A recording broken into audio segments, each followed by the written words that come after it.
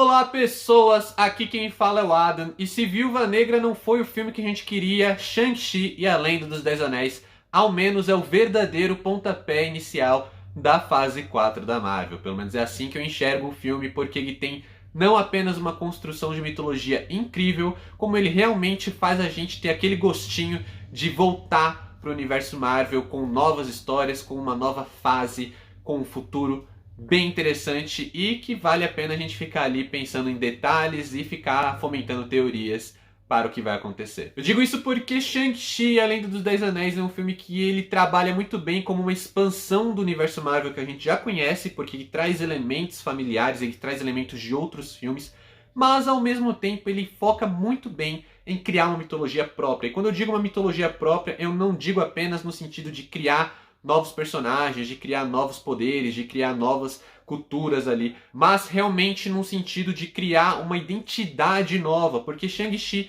ele se baseia muito nos filmes de Wuxia e Wire Fu, que são filmes ali bem voltados para um público que conhece cinema oriental, que conhece cinema chinês, que nunca ganharam verdadeiramente o cinema hollywoodiano até então. Então eu acho isso muito legal quando você vê que o filme ele tem um cuidado com a mitologia, ele tem um cuidado com a própria história, mas também em respeitar e honrar toda uma estética distinta que ainda não havia sido explorado, pelo menos nessa grande franquia que é o universo Marvel. É por isso mesmo que um dos grandes destaques de Shang-Chi é a forma como ele resgata ícones desse cinema, né? Como o Tony Leung e a Michelle Yeoh, que são dois personagens ali, dois atores, já têm um status dentro desse nicho, e aqui eles retornam com personagens um pouco mais ali de coadjuvantes. No caso do Tony Leung, ele é o vilão, então eles não tomam o protagonismo, mas eles honram esse status de ícone que eles já possuem de antes de Shang-Chi. E falando do Tony Leung especificamente, eu acho que ele talvez seja o grande acerto de Shang-Chi. O personagem ele faz todo esse uso desse próprio status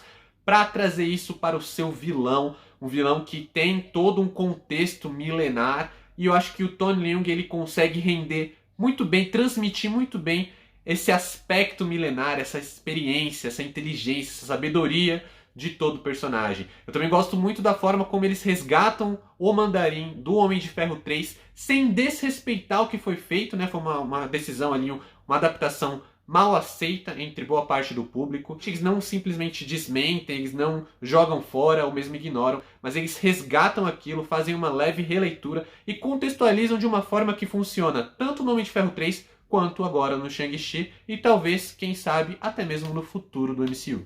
E agora que a gente já falou dos vilões, vamos falar do outro lado da moeda, porque o Simu Liu, o protagonista, ele aparece esbanjando, transbordando carisma. Que ator interessante, que ator, sabe, carismático. Ele consegue pegar o espectador desde o primeiro momento, sabe, trazer pro filme, trazer pro lado dele, pra gente torcer, pra gente gostar desse personagem. E é claro que não dá pra falar dele simplesmente porque a Awkwafina, sabe, maravilhosa. Quem conhece ela já gosta e eu não tenho muito a acrescentar aqui, porque ela é maravilhosa e ela traz toda essa vibe dela, essa energia dela pra dentro do filme. Inclusive eu acho que faz muito tempo que a Marvel não tem uma dupla protagonista ali tão divertida, tão carismática e tão interessante quanto esses dois personagens. Eu acho que com tanto personagem bom, é justamente aí que Shang-Chi acaba tendo uma faca de dois gumes. Na primeira metade, onde ele foca nos personagens, nas relações entre eles, o filme ganha muito, ele é muito bom. Eles têm cenas de ação incríveis, inclusive aquela do ônibus que foi tão transmitida ali pelos trailers, pelo marketing.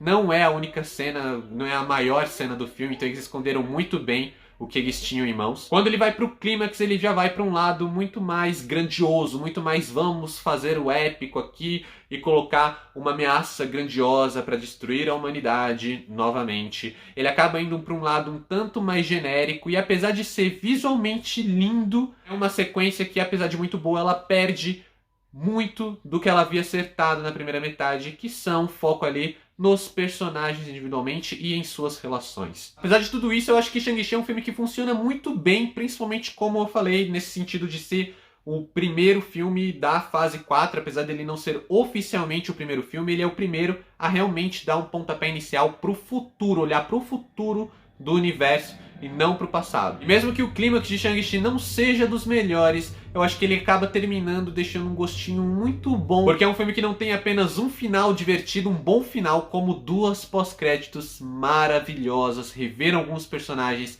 é sempre legal, e aí a gente tem ali aquele gostinho do futuro da Marvel, com alguns personagens que a gente já ama, e ainda temos espaço para boas piadas, para um personagem novo surgir, para uma ameaça nova surgir, e que faz a gente ficar ali teorizando como Shang-Chi já está estabelecendo uma nova trilha aí de vilões para o universo Marvel. Com boas cenas de ação, um protagonista muito bom, um vilão ainda melhor, e um clímax que deixa um pouco a desejar, apesar de não ser de fato um clímax ruim.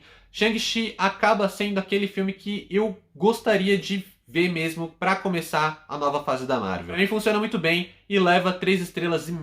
Você já assistiu Shang-Chi? O que você achou do filme? Deixa aqui nos comentários. Valeu, falou e até a próxima.